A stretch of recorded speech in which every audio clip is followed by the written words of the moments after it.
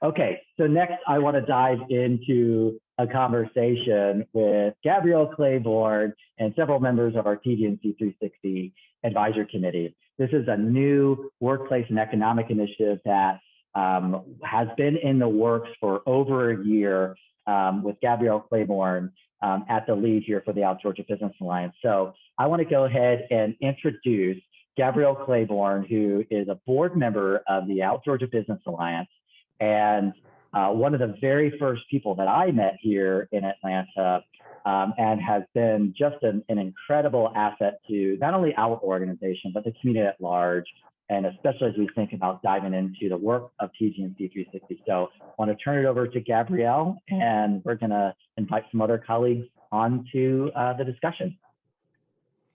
Thank you so much, Chris. And I cannot tell you how excited I am about this conversation that we're going to have tonight. I'm going to further expand Chris's comments a little bit when he said that we've been working on this initiative for a year. While we have been actively working on this initiative for a year, this initiative has been in the conceptual stages for almost 3 years now.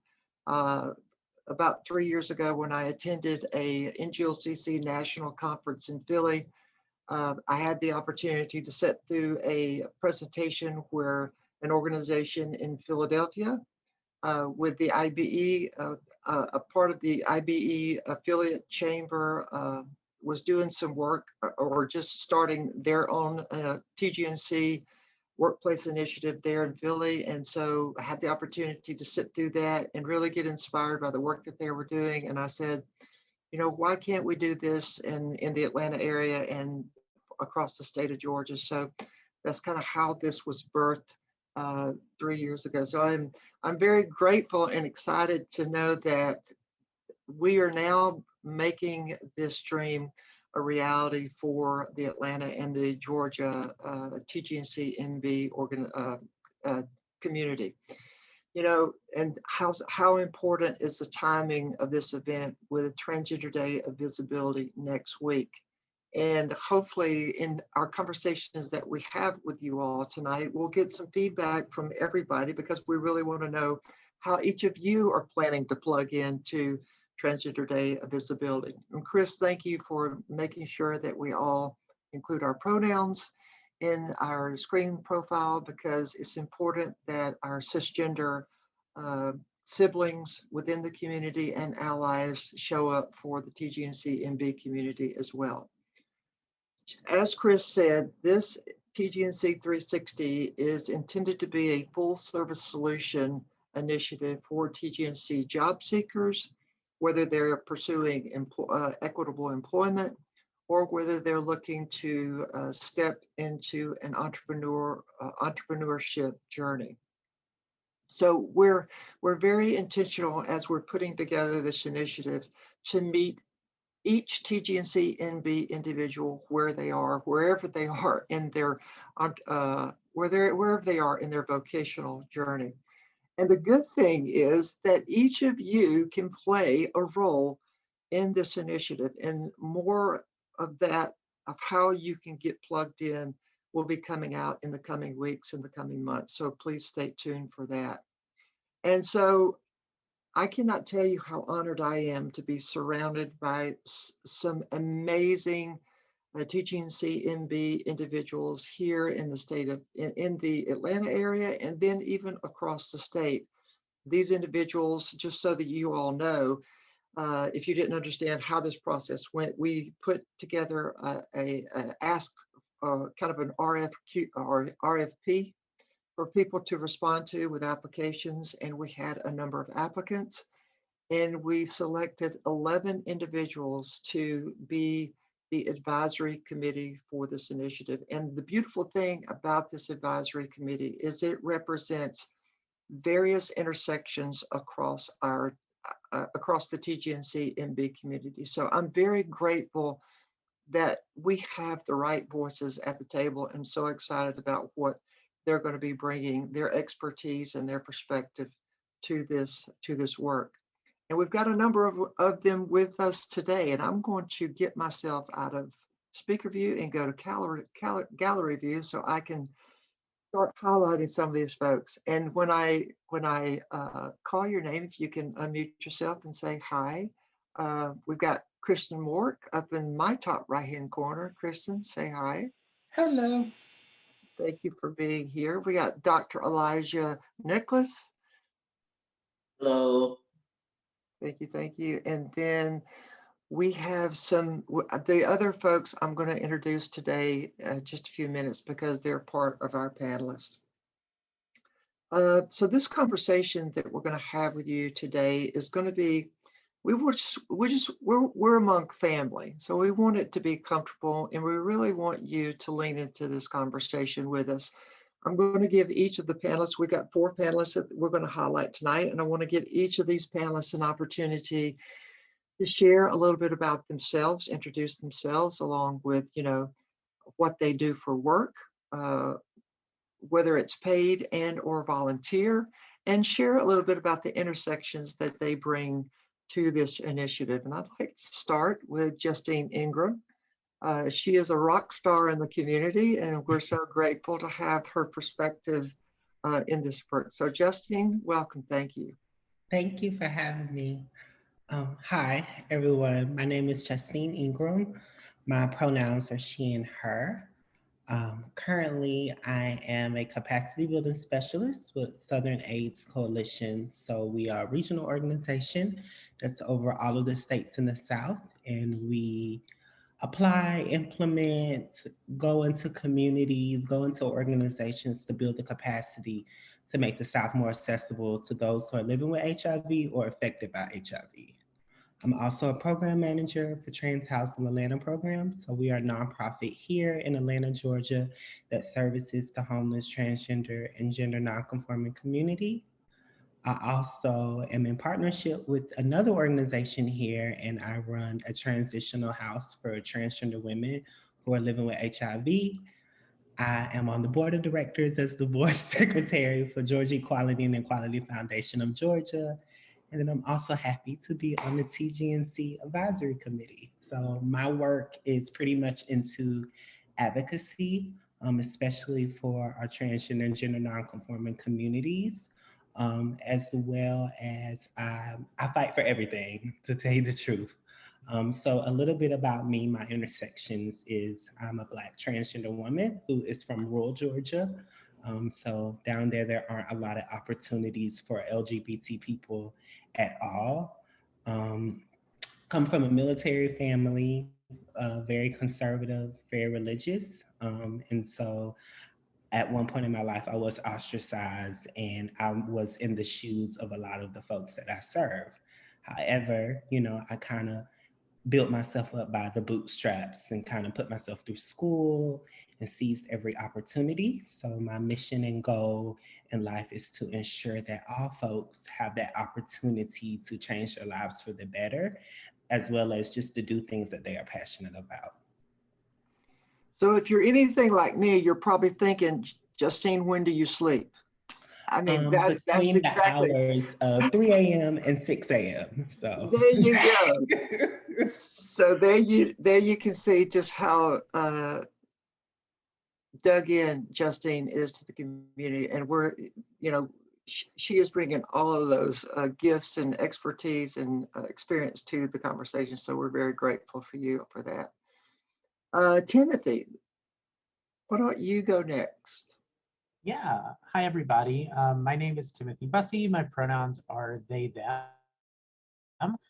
So I, in terms of sort of like my paid work, I work at Kenyon College, and I am the Associate Director in the college's Office of Diversity, Equity, and Inclusion. I'm the first person that the college has hired to do specifically LGBTQ+ work on campus. And if the name of that college doesn't sound familiar as a Georgia college, it's because it's not.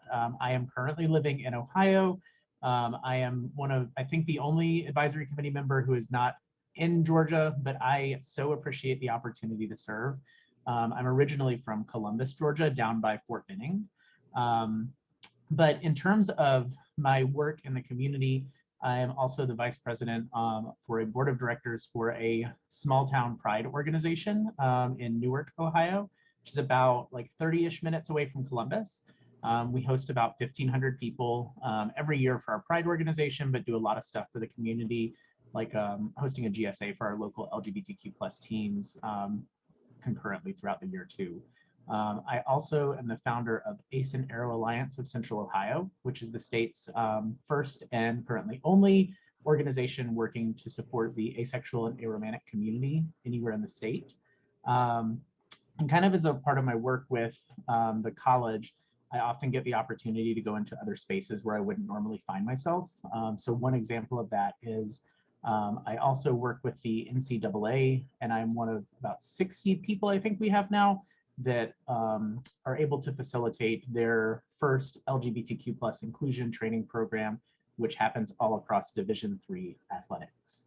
But in terms of kind of my intersections, I always think it's important, just by virtue of like working at the college, to share, you know, I'm a first generation college student, so first person in my family to go on and get a degree, somehow stumbled all the way through graduate school, and there I am with that. But I identify as trans and non-binary, but I also identify as queer and demisexual, which is an identity under the broader asexual umbrella. And like I said, I'm originally from Columbus, Georgia, and still travel back often, but try to spend a lot of my time in Atlanta when I can. So in addition to Justine being that rural context, Timothy brings that rural context to the conversation. And, you know, in the work that we're doing, making sure that we are speaking out and represented everyone in the community is very important. So we're grateful to have Timothy as part of our team. I'm going to go to Dion next. Dion, how about you? Hello, everyone. My name is Dion Kettle. My pronouns are she, her, and aya. I am an HR manager with PSSI, and I am the co-founder and deputy director of Transcending Barriers Atlanta, a nonprofit in the Atlanta Metro whose mission is to uplift and empower the transgender community. And right now our focus is mainly on re-entry services. I'm also an associate with Transformation Journeys Worldwide with Gabrielle, who's the co-founder and CEO. I am on the Mayor's LGBTQ Advisory Board and this subcommittee right here, TGNC360, as well as an ambassador with Out Georgia Business Alliance. I am also from rural origins, as I was born and raised in Texas and Louisiana. Currently, I am still rural because I have left the Atlanta Metro temporarily. I am in Raleigh, North Carolina. I had an employment opportunity with my company and decided to take it. It's a short tenure. I work out in the field. My intersections are, I am a biracial Black trans woman, and my whole focus in life is to increase the visibility, representation, and opportunities for trans women in corporate America. So that is one of the areas that we have often been shut out of. And so I am hoping to do everything I can to get more people in that kind of environment. Thank you, Dion. And Dion has done quite a bit of work with us with Transformation Journeys Worldwide. And I can tell you that she's actually benefiting the work that we're doing because of the voice and the perspective that she brings to our work. And I'm very grateful to have her a part of this team as well. And if you all didn't know, Dion was our most recent Next Gen Award recipient. Yes. For the Out Georgia Business Alliance. So congratulations to that. Yes. Yeah. All right, so now I'd like to turn to Jay Meggs, who just joined us. Jay, thank you for joining us. Why don't you share that with the folks a little bit about who you are and what you do? Well, greetings, everyone. Happy Friday. I hope you all are doing well. My name is Jay Meggs. I am the owner and CEO of Transgender of Excellence. I also serve on the Mayor's Advisory Board for the LGBT, as well as I work with the Gym Project Church, as well as CEI Hair Schools. And I apologize for my lateness. I had to send the last child home to their parents. I do the work for the parents that do not have the funds to have their children do virtual learning. But those are the things I do. I help of everyone in the community. Our goals are to help elevate them in their job skills, their living skills, and housing. Make sure that they have the tools to be able to provide for themselves, as well as bringing attention to the voting rights in the community and the policies and bills being passed in the areas that we live in, and how important it is to not only show up to vote, but to spread the word and bring their friends out. So, and my pronouns are he, him, and they, them. And how do you identify? Binary and non-binary. There you go. Transmasculine. Thank you, Jay. Thank you, Jay. No problem. Thank you. So, Justine, I want to come back to you because I know in the work that you do, you live amongst the most marginalized in our community. And I'd like for you to share just a few minutes just about the things that our community faces and kind of why this initiative is going to be important for them. So particularly for our community, for transgender and gender nonconforming people of various different intersections, what we're facing a lot of is stigma and discrimination. So it doesn't matter particularly how much education you have or how much work experience you have. The moment that you come out as trans and to begin to live in your authentic self is the moment that your whole world is flipped around. Luckily, for those of us who may have some of that privilege and was able to, receive degrees and save money, sometimes we can bounce back from it just with a little support from different organizations and community leaders. But however, for myself and a lot of the people that I currently work with, they don't have that safety net or that social support in place to kind of help them. And so what happens is that a lot of community members, and particularly the ones that I work with, they're in a vicious cycle of poverty. So if you don't have any money, then how could you get some clothes to wear to an interview? If you don't have that type of education because you came out as trans at an early age and dropped out of school, then how are you able to express yourself or to write a resume? So I particularly tell people that with the transgender and gender nonconforming community, you have to start all the way from the beginning.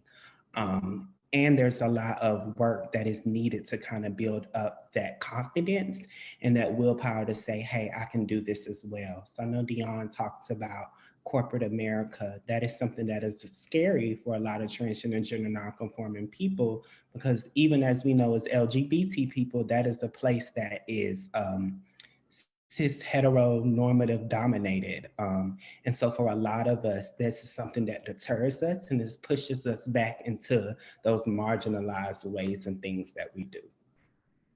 Thank you for that, Justine. And it is those individuals that we are wanting to be very intentional in building this initiative toward and around. Again, meeting them where they are. And so this is going to require a huge task on our part from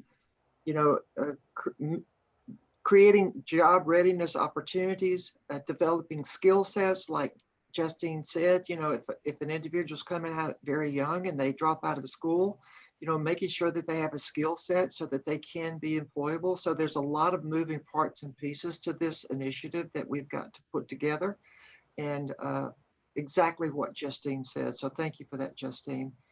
Timothy, I know you come from a different perspective in that you're in higher ed. What are some of the disparities that you're seeing in your personal experience? Yeah, so in terms of kind of what I see is, there's a lot of challenges, particularly for trans and non-binary students as they're leaving college. So once they've been able to get that education and entering the workforce. So challenges around, essentially, potentially dealing with discrimination right off the bat with like new hire paperwork or job applications even. So one thing that we've often been doing pre-pandemic is at least once a semester hosting an open legal clinic with Trans Ohio, which is our state's largest trans advocacy org, and just making sure that anyone who needs assistance in terms of correcting gender markers or names on like IDs or various documents has access to that. But there's a real challenge with not only having access to knowing how to fill out that paperwork and having that correctly gendered documentation, but there's also a huge cost to it too. I mean, a passport isn't cheap. It's about $150. And for some of our students that don't necessarily have those financial resources, like that's one thing we're trying to work to sort of get, is essentially making sure that we can kind of subsidize that cost for students that need it. That way, when they graduate and enter the workforce, that's one less thing they have to worry about. They know they have that documentation in line. But really preparing them to also understand, what are your rights in the workplace? Like, how has that changed over time? And what are certain things that you need to be on the lookout for when you're applying for jobs? Like, what questions do you need to ask about, like what you might need or want in terms of health insurance packages, and making sure that that type of stuff for like full-time opportunities, that it actually has everything that you need to thrive in your whole person. So that's kind of one thing that I've definitely been noticing, is just sort of, even once those students have that education, making sure that they have other tools for success once they actually enter the workforce. Yeah, and I'm glad that you brought up the legal document barrier aspect, Timothy, because that is a real barrier for the TGNC MB community. I mean, if you go to the National Center of Trans Equality's website and look at their 2015 survey results, it says that like only a third of the trans people had fully aligned documents. So, this is a real challenge for TGNC MB individuals. So thank you for highlighting that. Dion, I want to go to you next. And I know that, you've had the opportunity to get an education. You're an HR professional that currently works in corporate America. And, in your personal lived experience as an HR professional in the workplace, what are you seeing as disparities? Well, I am seeing both sides of the spectrum, because since I am dealing with certain people who are employed in a certain environment, I'm also dealing with a lot of people on the other social side of the socioeconomic spectrum. The disparities are, to piggyback off what Justine said, we're dealing with a lot of people who are being discriminated against, even in the name change process. Just to kind of give a personal experience, with Transgender Barriers, we help assist people with the name change process free of charge. And recently we have tried to get vouchers for a lot of people, and the judges are now denying them. So saying that, that they cannot give them the vouchers so they can have a free name change. And then the people who are getting the vouchers, when we're sitting in the pew waiting for them or have them in front of the judge is grilling them and not wanting to give them the name change. I know when I was doing my own name change, I walked up, no questions asked, name was changed. But several other people that were with us, that we were assisting in the name change process, denied every single one of them. So those are barriers that we also go through in the legal system just to get a simple name change, where others can just walk in and get them. And in addition, get gender marker change. And that has many different far-reaching ways that it can assist you and negatively hurt and negatively affect you in the job. If you get pulled over by a police officer, if you do not have a name and gender marker that aligns with your gender identity, that can hurt you at the airport. I've been searched, by airport personnel, TSA. So as an HR manager, I see how it affects people in the workplace and outside of the workplace. When you do not have the name, your name and your identity, your gender identity on your identification, it makes it that much harder for you to have these things changed on company documentation. I mean, well, on company communication mediums, email, business cards, things like that. It can just be a struggle when you're already employed versus, and also when you're not employed. So it has very far-reaching effects. Dion, I appreciate you bringing up and highlighting the width, breadth, and depth of the complications that misaligned legal documents, the ramifications that they have for TGNC NB individuals. I really appreciate the example that you shared about the airport, because I mean, anytime a TGNC NB individual is going through the screening process, and even standing before the TSA agent when misaligned documents, and they're getting all these looks, and perhaps even questions, and even being grilled, especially when you're going through the screening process, that is unnerving and very, I know I've experienced that, and I have a lot of privilege in that space. So thank you for highlighting.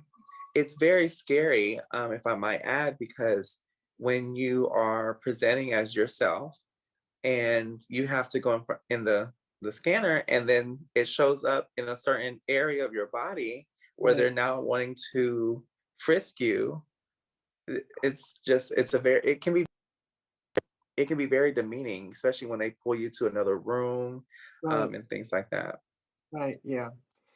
Jay, I know that, with your particular intersections as a Black trans man, I know that you probably experience some barriers and some, I guess, some lack of access because of your particular intersections.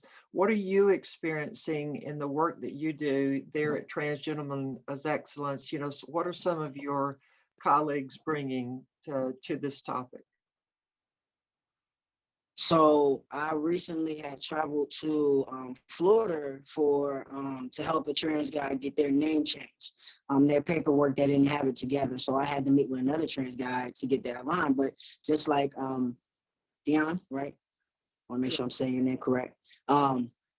I went through, I had my Packer on, as we all know. Trans guys wear Packers, some wear Packers. And it was the absolute worst. That's something I go through on a regular when I travel. Sometimes I don't wear it, sometimes I do wear it. And the frisk was ridiculous. And then I believe it was like a stud or a stem, not trying to figure it out. But she was just like, I got him. And I was just like, she looked at me and we had like this connection, what was really rare. And she was just like, okay, I got it. I was like, yeah. She was like, okay, so that's, I said, yes, it's a Packer. She was just like, I kind of figured that's pretty cool. And then she like, but if it was someone else before, I would have had like to explain and have to go through probably further frisking in the back area. When I go into places right now, I am going through a process where I've been on testosterone for like 2 years to have a baby. And my body structure has went differently. So the person that people are used to seeing is different from who I am now. My voice has even like spiked back towards a feminine voice. So I spoke to someone recently to do a community service, and they were just like, Jay, this is Jay on the phone. And I was like, yeah, this is Jay. So I came to the community service to do the event to have the barbers cut hair. And it was, they kept misgendering me. And I had to take my mask off, especially in the spaces where we have our mask on, to show them I have facial hair, I'm a man. Like, do not keep saying her. Also in the Good Old Boys Club, sometimes they will be more lenient towards working with you or hearing you out, where they're talking about females and being very derogative. And it's just like, okay, well, I'm not with it, so I'm not involved in that conversation. What you feel about it, Jay? I don't feel a type of way. I feel like that's very demeaning and it's very disrespectful. I don't understand why that is a topic in this workplace. A young lady, like Justine said, in corporate, I was helping her look for jobs. And she wanted to go to McDonald's or a fast food place before a corporate front desk job because she was so scared to even be in front of the people and greeting people because of what discrimination or what things will be pointed out. One of my gents at CGE works in cleaning facilities, and a masculine in the bathroom pointed out that he was trans. So all he kept doing the whole time is, you trans, I don't need you in here, trans. Like, he just kept pointing that out. And it's like, he's a business owner cleaning the bathroom. and excuse me, they're a business owner cleaning the bathroom, and all you can do is point at their transition. So you may not only yourself and other people uncomfortable to a point where that young man was put out the gym because the person spoke up for him. Like, it doesn't matter his masculinity or his gender choice, he's cleaning the bathroom. That's his profession. Like, I don't understand why you got to go back and forth. He's not looking at you, you're doing more of the looking.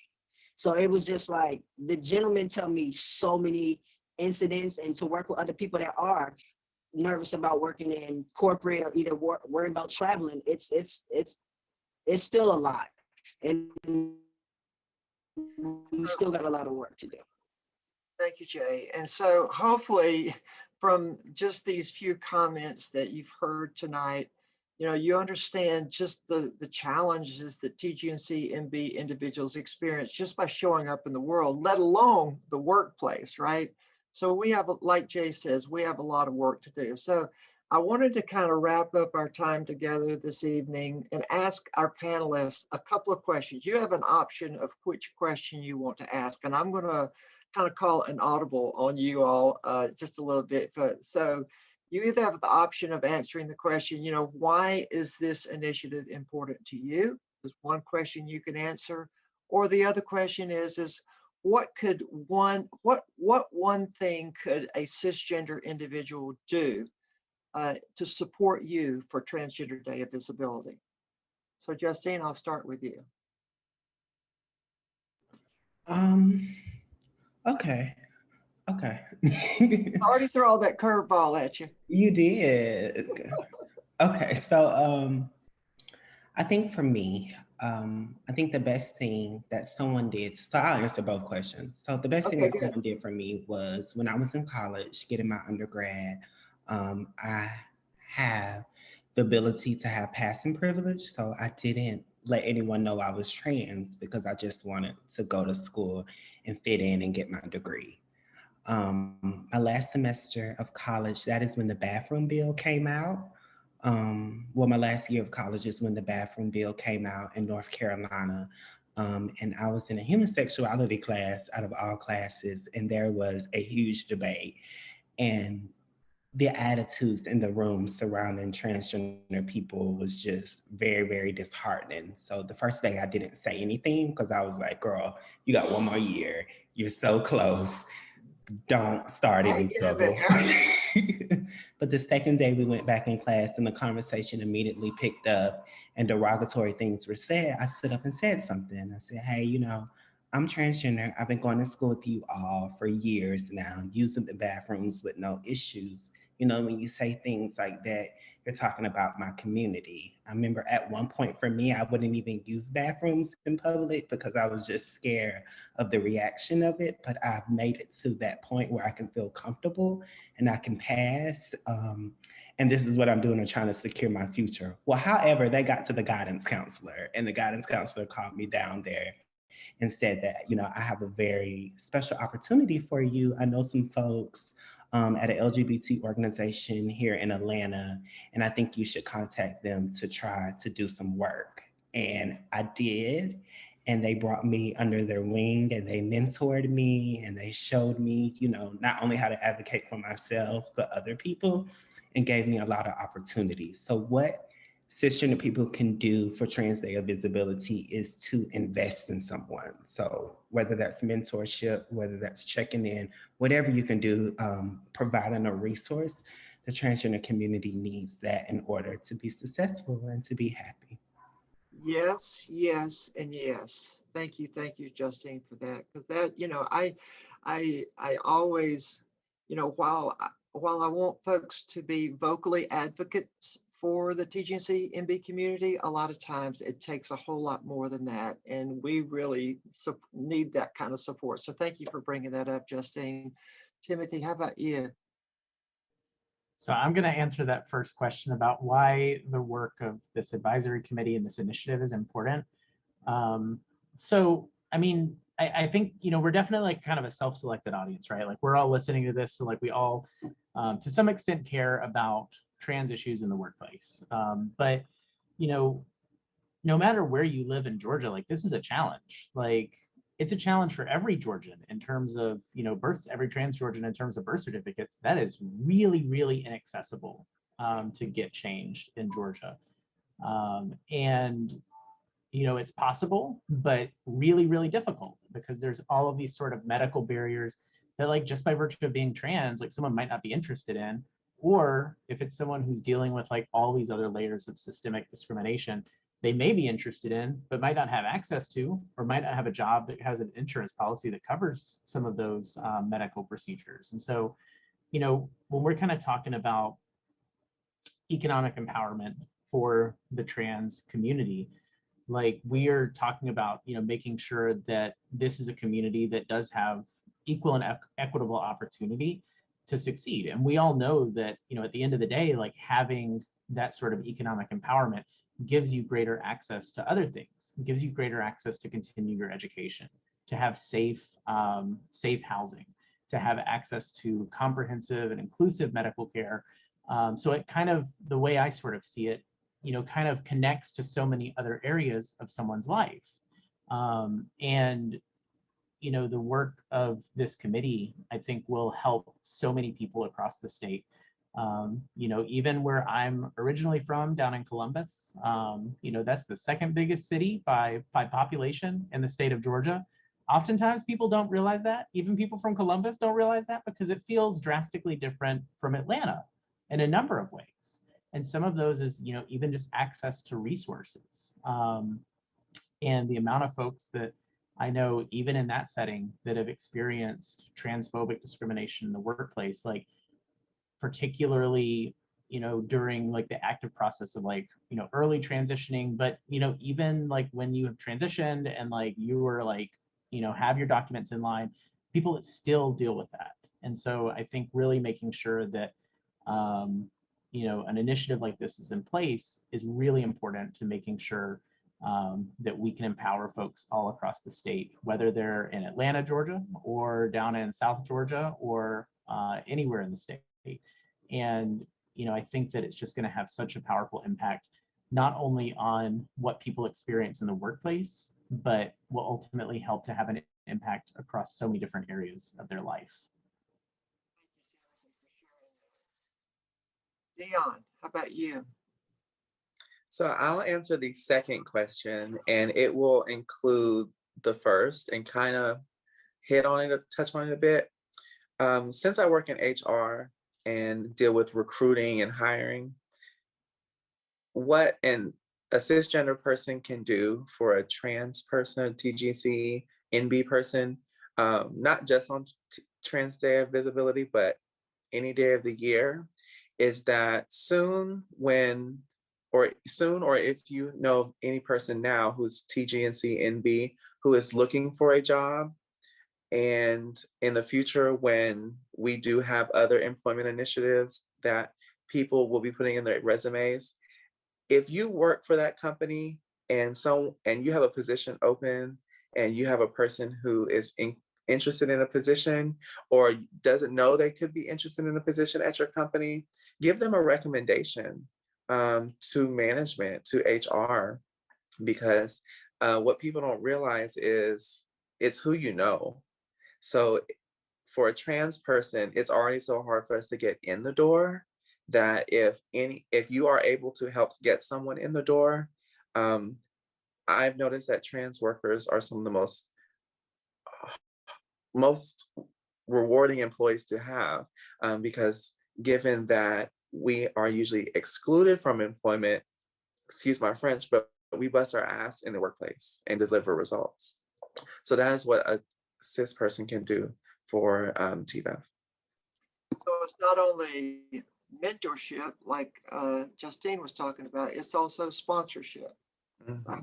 Thank you for bringing that up, Dion. Okay, how about you? I'm going to piggyback off of Justine and Dion once again.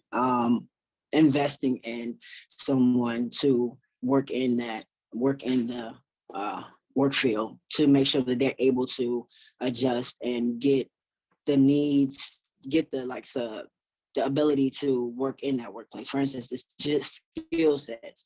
If I'm new there, you're able to guide me through there. Instead of just giving me that job, you're able to help walk me through and make sure that I'm set to be able to work there. So just creating an opportunity for us, as well as that was the first one. And then the second one, I believe, was what this initiative means. It means a lot, because with this initiative, we're able to gain the skills and break generational curses, where we're changing. I want to see the effect on other people, not just on us, but like the cisgender people that don't understand us, they get a chance to understand us. We're creating that dialogue and showing them that we're more than our transition. Our transition is not where it stops. Our job skills is what you should be looking at. Justine is amazing at putting things together and being on time and creating opportunities for others. I know that there is other organizations out here that make events for people to be able to learn and gather resources and put other things together. That's where they need to be focusing on, not my preference, not my gender choice, not who I'm dating. Break that generational curses, that you can look at me for me and not my personnel. So I love that. Break the generational curse. Yes, all day long. Yes, yes, Dion. So I like what Jay said, and I just want to be a little more specific, in that what a cis person can do is not just at your own company, because I understand a lot of people might have professional jobs, and a trans person might not have the skills and educational requirements for those positions. However, I do know that people in our audience today either know a position at their job where someone could be qualified, and it may be an entry-level position. However, a foot in the door is a foot in the door, or know someone at a different company that a person might be able to be qualified in getting. And I'll take it a step further in that if you have the financial resources, pay for someone's vocational training. Sometimes those are only $200, $300, $400 for a certification. And that goes a long way in increasing the human capital of our trans, non-binary, and gender non-conforming people. Thank you, Dion. Hey, Jay, hold on. I'm gonna call one more audible, Chris. I'm gonna call in one more audible. Dr. Elijah and Kristen, I want you all to chime in on this last question, if you could, please. I'll let Kristen go first. Kristen is off screen, so hopefully. Okay, well, I'll go ahead and go next. So I think that all of this is very important. This committee, what it means to me is that it's everything that everybody said, and it's just going to open doors for everybody. What I'm most excited about, as I mentioned in our meeting last night, is the opportunity to work with veterans. You know, there's still laws and policies in place that need to be addressed for the military. And so I'm excited, and hopefully we get to a point where we can work with veterans who are transitioning, not in their gender, but out of the military, who may be in the process also of transitioning. I'm hoping that we can help build barriers in the community and provide spaces for veterans who have to identify as trans and non-binary. Thank you, Dr. Elijah. And I appreciate you bringing the veteran intersection into the conversation, because it's just another layer that we really want to be mindful of. So thank you. You're welcome. Kristen, how about you? Yeah, sorry about the delay. What really caught my attention was the ability to find ways to connect with and provide support for people who really struggle with traditional forms. A lot of people who have relied on sex work or other ways of supporting themselves that run afoul of the law, and how can we connect with and help them find and maintain economic stability? Thank you, Kristen. Yes. So I hope that you all can tell, just by the different perspectives that have been discussed tonight, the different intersections that have been brought to the table, that we have a lot of work to do, but we have an amazing team to tackle the challenges that we've highlighted tonight. And Chris, I wanted to thank you and the Out Georgia Business Alliance for investing in this initiative, recognizing it as an extension of our mission and vision as an organization, and seeing this to the end so that we can look back on this and say, we made a significant difference in TGNC MB individuals' lives in the state of Georgia. So thank you for giving us an opportunity to be heard tonight. Well, thank you so much, Gabrielle and the entire TGNC360 Advisory Committee. And I know we just had a portion of the incredible human beings who are gathered to do some meaningful work. And representing the Out Georgia Business Alliance, I also want to say that we know that TGNC360 is about, we have an economic angle, but we also know that there are incredible trans-led organizations in Metro Atlanta and beyond that are doing wonderful work. And we are hoping to help connect the dots to some of those other organizations. We are not, we are not positioning ourselves to replace any of the good work that's already happening in our community. We want to help enhance and augment, and hopefully through the impact fund, even get some more money into those organizations so that they can do even more positive work. So everyone, I just want to thank you so much